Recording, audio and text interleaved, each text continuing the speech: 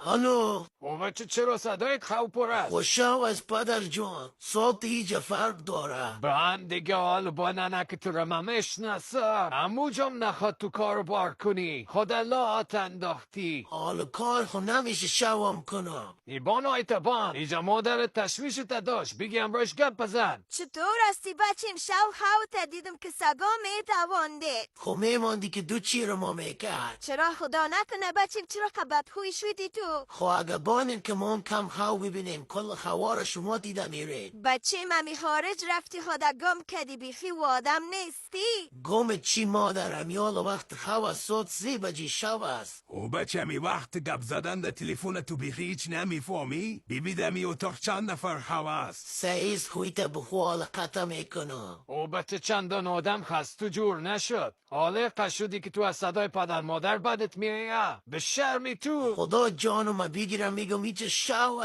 حالیت 5 دفعه گپ زدی قیامت شد. اولاد بخیر.